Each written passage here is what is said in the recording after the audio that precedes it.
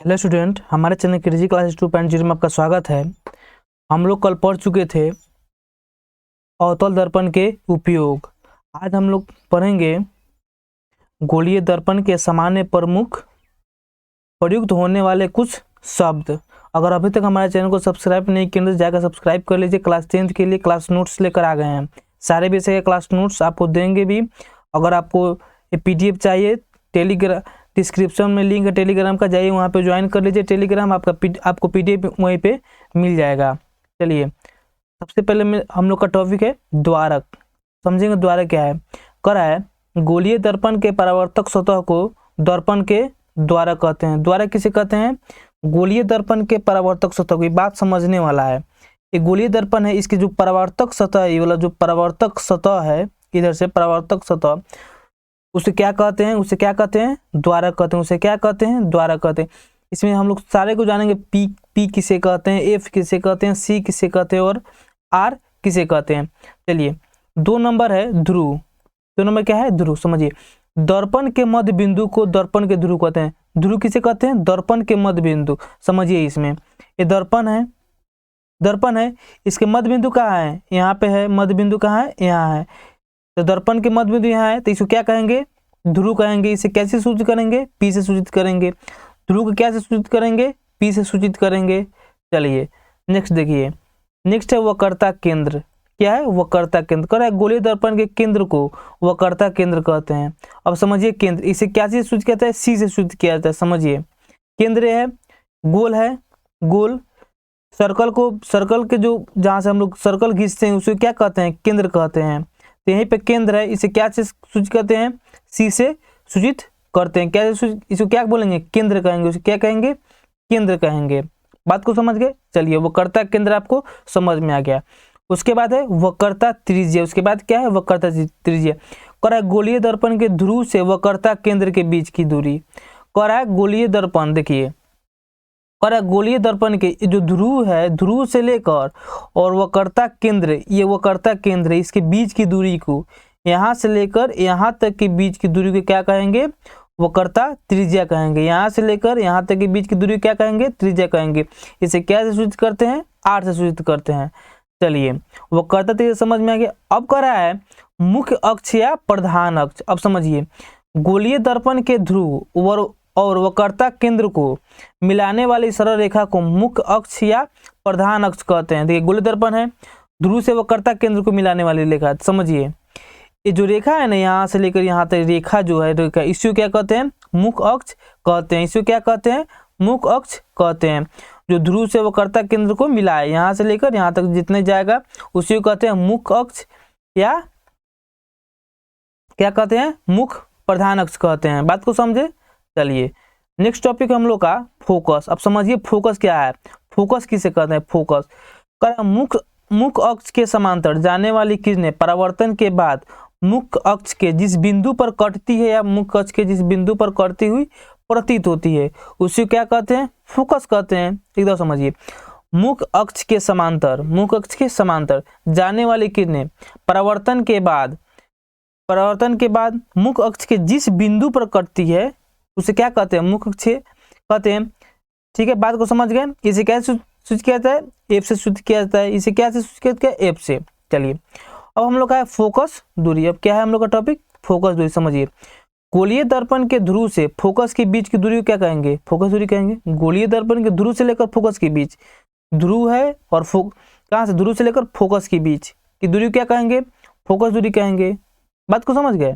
चलिए, नेक्स्ट है हम लोग का उत्तल दर्पण की। क्या करें? समझिए, उत्तल दर्पण की फोकस दूरी धनात्मक और अवतल दर्पण की फोकस दूरी ऋणात्मक होती है। आपसे पूछे उत्तल दर्पण की फोकस दूरी, बोलिएगा धनात्मक, और अवतल दर्पण की फोकस दूरी क्या बोलिएगा? ऋणात्मक होती है। चलिए, अब हम लोग सब समझेंगे। अगर कोई वस्तु अनंत पर हो, क्या चीज में? अवतल दर्पण में समझेंगे। क्या में? अवतल दर्पण में समझ रहे हैं हम लोग, अवतल दर्पण में। समझिए, कोई वस्तु अनंत पर हो तो उसका चित्र हम कहाँ बनेगा? बीम कहाँ बनेगा? अब समझिए, ये अवतल यहाँ से अनंत यहाँ गया, टकराया, फिर यहाँ से परावर्तन हुआ, आया। ठीक है, अनंत से इधर से भी आया, यहाँ से गया, यहाँ से गया। तो अनंत पर जो अनंत पर अगर रह रहा है तो कट कहाँ रहा है, कट कहाँ रहा है, फोकस पर। तो इसका फिगर कहाँ बनेगा, प्रतिबिंब कहाँ बनेगी, फोकस पर। प्रतिबिंब कहाँ बनेगी, फोकस पर।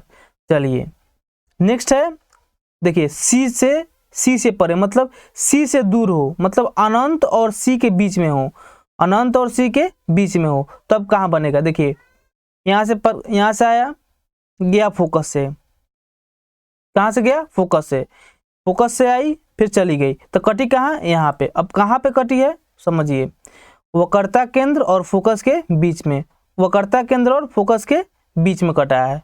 चलिए नेक्स्ट है, अगर सी पर है तो प्रतिबिंब कहाँ बनेगा, सी पर है तो प्रतिबिंब कहाँ बनेगा। सी पर है तो देखिए सी पर ही प्रतिबिंब बना है, देखिए यहाँ पे सी पर है, फिर टकराया, फिर आपको दे देंगे पीडीएफ देख लीजिएगा। यहाँ पे देखिए यहाँ पे टकराया, कहाँ बना, सी पर ही बना, सेम साइज है। चलिए करा सी और एफ के बीच, सी और एफ के बीच समझिए, सी और एफ मतलब सी और एफ के बीच, यहाँ है, यहाँ पे है, वस्तु यहाँ पे, प्रतिबिंब कहाँ बन रहा है, अनंत और सी के बीच में बन रहा है, अनंत इधर सी के बीच में बन रहा है, सी और एफ के बीच में बन रहा है, तो कहाँ रह रहा है, अनंत और सी के बीच में बन रहा है। अब आता है हम लोग को 5 में फोकस पर। अगर वस्तु फोकस पर रहेगा तो चित्र कहाँ बनेगा। देखिए फोकस पर है, गया आ टकराया, फिर आया फिर फोकस से चला गया, तो कहाँ बन रहा है, इधर अनंत बन रहा है, अनंत पर। फोकस पर रहेगा तो अनंत पर बनेगा। चलिए 6 नंबर में पी तथा एफ के बीच में, पी तथा एफ, देखिए पी कहाँ खोजिए, पी और एफ के बीच मतलब यहाँ पे है, हम लोग का वस्तु कहाँ है, यहाँ पे। देखिए प्रतिबिंब कहाँ पर है, दर्पण के पीछे बन रहा है, दर्पण के पीछे बन रहा है, मतलब वस्तु यहाँ पे है, वस्तु कहाँ, पी और एफ के बीच में है। प्रतिबिंब कहाँ बना, दर्पण के उस साइड बना, उससे भी बड़ा बना है, लेकिन क्या बना है, आभासी बना है। चलिए नेक्स्ट देखिए, करा है अवतल दर्पण के किरण आरेख बनाने के कुछ नियम है। देखिए कुछ नियम है, जानिए क्या नियम है अवतल दर्पण में किरण आरेख बनाने का नियम समझिए। करा है दर्पण के मुख्य अक्ष के समांतर प्रकाश किरण परावर्तन के पश्चात अवतल दर्पण के मुख्य फोकस से गुजरती है। कह रहा है कि दर्पण के मुख्य अक्ष के समांतर, ये मुख्य अक्ष है, इसके समांतर अगर कोई रेखा जाए, कोई किरण जाए, कहाँ से जाएगी, फोकस से। कहाँ से जाएगी, फोकस से। बात को समझे। कह रहा है कि अगर कोई मुख्य अक्ष के समांतर कोई किरण भेजिएगा तो कहाँ से टकरा कर कहाँ से जाएगी, फोकस से जाएगी। बात यही कर रहा है अवतल दर्पण में। चलिए नेक्स्ट देखिए 2 नंबर में, देखिए 2 नंबर कर रहा है अवतल दर्पण के मुख्य फोकस से गुजरने वाली किरणें, किससे, मुख्य अगर फोकस से गुजारिएगा, मुख्य फोकस से गुजारने वाली किरण परावर्तन के पश्चात मुख्य अक्ष के समांतर निकलती है। मतलब अगर कोई किरण अगर फोकस से जाए, मतलब फोकस से जाए तो टकरा के किस में आ जाएगी, कह रहा है मुख्य अक्ष है उसी के समांतर चली जाएगी। फोकस से जाएगा तो कहाँ से जाएगा, मुख्य अक्ष के समांतर। अगर मुख्य अक्ष के समांतर कोई किरण आया तब कहाँ से जाएगी, फोकस से जाएगी। चलिए ये बात समझ गए। 3 नंबर देखिए, 3 नंबर कह रहा है अवतल दर्पण के वक्रता केंद्र से गुजरने वाली किरण परावर्तन के पश्चात उसी दिशा में वापस परावर्तित। अब देखिए 3 नंबर कह रहा है अगर आप वक्रता केंद्र से किरण आएगी, अगर वक्रता केंद्र से किरण आएगी तो क्या होगा, उसी पर सी से आएगी तो सी से जाएगी, मतलब वक्रता केंद्र से भेजिएगा, इधर भी टकरा कर वक्रता केंद्र से चली जाएगी। चलिए नेक्स्ट है 4 नंबर देखिए, 4 नंबर करा है अवतल दर्पण के बिंदु P की ओर मुख्य अक्ष के तिर्यक दिशा में आपतित किरण तिर्यक दिशा में ही परावर्तित होती है। आपतित तथा परावर्तित किरण आपतन बिंदु पर मुख्य अक्ष के समांतर कोण बनाती है। अब समझिए क्या है, समान कोण बनाती है। अगर आप इस तिरछा भेजिएगा, मतलब तिरछा यहाँ पे भेजिएगा, तिरछा यहाँ पे टकराएगी, कहाँ पे, ध्रुव पर, ध्रुव से टकराई। अब यहाँ से टकराएगी तो फिर जितना डिग्री का ये कोण बनाया है, जितना डिग्री का ये कोण बनाया है उतना ही डिग्री का ये कोण बनाते हुए क्या हो जाएगी, परावर्तित हो जाएगी। मतलब तिरछा आएगी यहाँ पे ध्रुव के पास, तो यहाँ से टकराएगी तो फिर कहाँ चली जाएगी, उसी कोण कितना सेम होगा, जितना आई होगा उतना ही आर होगा। बात को समझे। चलिए नेक्स्ट देखिए, करे अवतल दर्पण में अवतल दर्पण द्वारा बीम की विभिन्न स्थिति के लिए बने प्रतिबिंब। अब समझिए, कर रहा है अनंत बीम की स्थिति, कर रहा है बीम की स्थिति है, प्रतिबिंब की स्थिति, प्रतिबिंब का आकार, प्रतिबिंब की, ये जो है पूरा याद कर लीजिएगा। इससे आपका 1 से 2 नंबर आपका कवर हो जाएगा। एग्जाम में हर साल पूछता है। कर है अगर आपका जो वस्तु है अनंत पर रहेगा तो उसका कहाँ बनेगी? फोकस पर बनेगी। अनंत पर रहेगा तब प्रतिबिंब कहाँ बनेगी? फोकस पर बनेगी। याद रखिएगा, अनंत पर रहेगी तब प्रतिबिंब कहाँ बनेगी? फोकस पर। अब कैसी बनेगी? अत्यधिक छोटा बनेगी, बहुत छोटा बनेगी। उसकी प्रकृति क्या होगी? वास्तविक तथा उल्टा होगी, वास्तविक तथा उल्टा होगी। बात को समझे? अब समझिए, ठीक है। बिंदु साइज, मतलब बिंदु की साइज के प्रकार बनेगा, बिंदु की साइज इतना बनेगा जो प्रतिबिंब बनेगा अगर अनंत पर रहेगा तो। सी से परे मतलब अनंत और सी के बीच, अनंत और सी के बीच रहेगा तो देखिए एफ तथा सी के बीच बनेगी। बताए हैं फिगर में क्या, कैसी बनेगी? छोटा बनेगी। वास्तविक तथा उल्टा बनेगी, वास्तविक तथा उल्टा बनेगी। अगर सी पर, समझिए अगर सी पर है वस्तु, उसका प्रतिबिंब कहाँ बनेगा? सी पर ही बनेगा। उसका साइज क्या होगी? समान होगी। कैसा बनेगा? वास्तविक तथा उल्टा बनेगा, वास्तविक तथा उल्टा बनेगा। 4 नंबर का है सी तथा एफ के बीच। ये भी फिगर में देखा है आपको, सी तथा एफ के बीच में था तो अनंत और कहाँ बन रहा था? अनंत और सी के बीच में बन रहा था। कैसा बन रहा था? बड़ा बन रहा था। कैसा बन, उसका प्रतिबिंब की प्रकृति क्या थी? वास्तविक तथा उल्टा थी। अगर एफ पर है तो अनंत पर बनेगी। देखिए अनंत पर है तो एफ पर बनेगी, एफ पर रहेगी तो अनंत पर बनेगी। बात को समझे? अब कैसे बनेगी? इसमें अत्यधिक छोटा बन रहा था तो इसमें क्या बनेगी? अत्यधिक बड़ा बनेगी। इसमें क्या बनेगी? वास्तविक तथा उल्टा, वास्तविक तथा उल्टा। चलिए 4 नंबर में करा है एफ तथा पी तथा एफ के बीच, पी तथा एफ के बीच मतलब ध्रुव और फोकस के बीच रहेगी। दर्पण के कैसे पीछे बताए थे, पीछे बन रहा है। वृद्धि बड़ा मतलब बड़ा बन रहा है। क्या बन रहा है? बड़ा बन रहा है। कैसा बन रहा है? आभासी तथा सीधा बन रहा है। देखिए अवतल दर्पण में कहाँ रखने पर आभासी प्रतिबिंब बनता है? आपसे पूछ दे, बताइए अवतल दर्पण में अगर हम कहाँ वस्तु रखे कि हमारा प्रतिबिंब आभासी बनता है, कहाँ रखेंगे? पी तथा एफ के बीच में रखेंगे तो दर्पण के पीछे बनेगा। कैसा बनेगा? आभासी बनेगा। कैसा बनेगा? आभासी बनेगा। कैसे बनेगा? सीधा बनेगा। आभासी तथा सीधा बनेगा। चलिए अब हम लोग आ गए उत्तल दर्पण। अब उत्तल दर्पण में समझिए, उत्तल दर्पण में समझ कर रहा है उत्तल दर्पण के मुख्य अक्ष के समांतर प्रकाश किरण परावर्तन के पश्चात दर्पण के मुख्य फोकस से अपसारित होती प्रतीत होती है। क्या कर रही है? कर रही है कि कोई यहाँ से प्रकाश आया, क्या होती है? यहाँ से टकराई फिर चली गई। देखिए यहाँ मिलाइए, इसको काल्पनिक कहा जाता है। काल्पनिक, कल्पना कीजिए यहाँ से गई, यहाँ से आई, यहाँ से चली गई। मतलब बात को समझे, यहाँ से टकराई, यहाँ से चली गई, जो कोण आई हो गया, कोण आर के बराबर हो गया। बात समझ गए? चलिए 2 नंबर समझिए। 2 नंबर करा है उत्तल दर्पण के मुख्य फोकस। क्या करे? उत्तल दर्पण के मुख्य फोकस समझ गए? मुख्य फोकस से गुजरने वाला किरण परावर्तन के पश्चात मुख्य अक्ष के समांतर निकलेगा। मतलब अगर कोई फोकस से, मतलब यहाँ से कोई आया, देखिए फोकस के समांतर कोई आया, फोकस है इसके कोई आया यहाँ से, इसके सीधे, अगर यहाँ से आएगी तो कहाँ, किस में जाएगी? कराए कि मुख्य फोकस के समांतर चली जाएगी। मतलब फोकस की दिशा में आई, देखिए फोकस की दिशा में आई तो कहाँ से जाएगी? इसके समांतर जाएगी। कहाँ से जाएगी? मुख्य फोकस के समांतर जाएगी।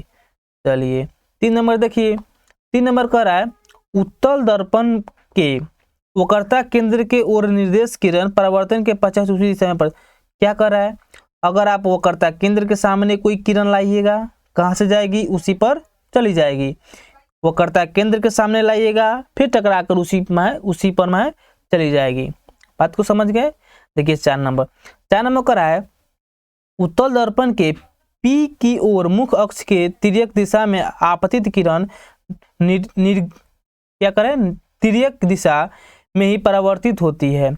आपतित तथा परावर्तित किरण आपतन बिंदु पर मुख्य अक्ष से समान कोण बनाती है। बात वही है, अगर ध्रुव पर है, लाई गई यहाँ से टकरा कर फिर उसी के यहाँ विपरीत चली जाएगी। लेकिन समझिए वो जो बनेगी क्या कैसी बनेगी, कोण आई बराबर कोण आर बनेगी, इतना कोण से आएगी उतना कोण पर जाएगी। बात को समझ गए। अब देखिए किरण आरेख समझिए, अगर वस्तु अनंत पर है, अनंत पर है, कहाँ बने, कहाँ चित्र कहाँ बना, फोकस पर, कहाँ बना, फोकस पर, अनंत पर रहेगी, फोकस पर। अब समझिए कर रहा है उत्तल दर्पण, अनंत तथा दर्पण के ध्रुव P के बीच, अनंत कहाँ है, अनंत दर्पण ध्रुव यहाँ है, यहाँ रखें, वस्तु को कहाँ बनी है, P तथा F के बीच में बनी है, P तथा F के बीच में बनी है। बात को समझ गए। चलिए अब उत्तल दर्पण में समझ लीजिए। उत्तल दर्पण अगर वस्तु अनंत पर तक देखिए प्रतिबिंब कहाँ बन रहा है, फोकस पर दर्पण के पीछे, कहाँ बन रहा है, फोकस पर बन रहा है, लेकिन कहाँ बन रहा है, दर्पण के पीछे बन रहा है। देख लीजिए यहाँ बना है, ये दर्पण है, देखिए जो यहाँ अनंत पर है तो कहाँ बना है, दर्पण के पीछे बना है, कहाँ बना है, फोकस पर बना है, दर्पण के पीछे बना है। अब बात को समझिए। प्रतिबिंब का आकार समझिए, अत्यधिक छोटा, प्रतिबिंब का आकार कैसा है, बहुत छोटा, कैसा है, आभासी तथा सीधा है, बात को समझिए। अगर अनंत तथा दर्पण के ध्रुव P के बीच रहेगा, कैसे बनेगा, P तथा F के बीच में बनेगा, दर्पण के पीछे बनेगा, छोटा बनेगा, आभासी तथा सीधा बनेगा, आपको फिगर में दिखा चुके हैं। चलिए अब गोलीय दर्पण द्वारा अब चिन्ह परिपाटी को समझिए। क्या है चिन्ह परिपाटी को समझिए। हम लोग पढ़ लिए गोलीय दर्पण के बारे में, अब चिन्ह परिपाटी के बारे में समझिए। ठीक है, पहला नंबर का रहा है बीम हमेशा दर्पण के बाईं ओर रखा जाता है। जो हम लोग वस्तु रखते हैं कहाँ, दर्पण के हमेशा हम लोग बाईं ओर रखते हैं। बात को समझे। इसका अर्थ है कि दर्पण पर बीम से प्रकाश बाईं ओर से आपतित होती है। एक ही हो गया। 2 नंबर देखिए, 2 नंबर का है मुख्य अक्ष के समांतर सभी दूरियां दर्पण के ध्रुव से मापी जाती है। कह रहा है मुख्य अक्ष के समांतर सभी दूरियां कहाँ से मापी जाती है, ध्रुव से मापी जाती है। कहाँ से मापी जाती है, ध्रुव से मापी जाती है। चलिए ये भी बात समझ गए। चलिए 3 नंबर का देखिए, 3 नंबर का रहा है मूल बिंदु के दाईं ओर एक अक्ष के अनुदिश मापी गई सभी दूरियां धनात्मक मानी जाती है। मतलब एक अक्ष समझे, एक अक्ष इधर y अक्ष, बात को समझ गए। कह रहा है वो भी कह रहा है प्लस, देखिए प्लस मतलब इधर प्लस इधर मापी गई दूरियां धनात्मक मानी जाती है, समझ गए। अगर इधर एक शख्स है, समझिए यहाँ पे अगर ये एक शख्स है, बात को समझिए, इधर वाले जितना दूरियां होता है इधर वाला क्या होगी, प्लस होगी। समझिए मूल बिंदु के बाईं ओर माइनस, इधर समझिए माइनस देखिए, नहीं माइनस इधर, प्लस इधर होता है, माइनस इधर होता है। मतलब इधर बनेगी जो माइनस, इधर बनेगी जो प्लस बनेगी। बात को समझे। मापी गई दूरियां ऋणात्मक मानी जाती है। चलिए करा उसी तरफ देखिए प्लस y, ऊपर की दूरियां, प्लस कहाँ होती है, ऊपर की दूरियां मापी जाने पर क्या होती है, धनात्मक होती है। अगर नीचे की दूरी मापे तो क्या होगी, ऋणात्मक होगी। फिगर में देख लीजिए, इधर जो है इधर की ऊंचाई देखिए माइनस, इधर इसका है जो है, इसका नीचे का है, इधर क्या होगी, माइनस होगी। इधर क्या होगी, एक अक्ष के इधर क्या होगी, प्लस होगी। इधर क्या होगी, माइनस होगी। इधर ऊपर क्या होगी, प्लस होगी। बात को समझ के PDF आपको दे देंगे, देख लीजिएगा। चलिए उसके बाद हम लोग का टॉपिक वस्तु दूरी। समझिए वस्तु दूरी क्या है। गोलीय दर्पण के ध्रुव से वस्तु के बीच की दूरी, मतलब ध्रुव से अगर जहां वस्तु है उसकी दूरी को माप दिए तो क्या हो गया, वस्तु दूरी हो गया। प्रतिबिंब दूरी समझिए, करा गोलीय दर्पण के ध्रुव से प्रतिबिंब के बीच की दूरी, मतलब समझिए अगर गोलीय दर्पण है, ध्रुव से अगर माप दिए प्रतिबिंब कितना दूर है उसको क्या कहते हैं, प्रतिबिंब दूरी कहते हैं। नेक्स्ट हम लोग का आवर्धन। क्या है, आवर्धन समझिए प्रतिबिंब की ऊंचाई और वस्तु की ऊंचाई के अनुपात को क्या कहते हैं, आवर्धन कहते हैं। प्रतिबिंब की ऊंचाई और इसे क्या से सूचित किया जाता है, m से सूचित किया जाता है। देखिए m बराबर क्या होता है, प्रतिबिंब की ऊंचाई बटा बीम की ऊंचाई, मतलब प्रतिबिंब की ऊंचाई बटा वस्तु की ऊंचाई बटा प्रतिबिंब की ऊंचाई और वस्तु की ऊंचाई को समझिए। प्रतिबिंब की ऊंचाई तथा वस्तु की ऊंचाई को क्या कहते हैं, आवर्धन कहते हैं। क्या कहते हैं, आवर्धन कहते हैं। क्या कहते हैं, आवर्धन कहते हैं। चलिए नेक्स्ट, यहाँ तक देखने के लिए, आज तक देखने के लिए धन्यवाद। चलिए आपको मिलते हैं नेक्स्ट वीडियो में। अभी तक हमारे चैनल को सब्सक्राइब नहीं किए हैं तो चैनल को सब्सक्राइब कर लीजिए। PDF चाहिए तो डिस्क्रिप्शन में टेलीग्राम का लिंक है, वहाँ पर ज्वाइन कर लीजिए, यहाँ पे PDF आपको मिल जाएगा। चलिए तब तक के लिए धन्यवाद।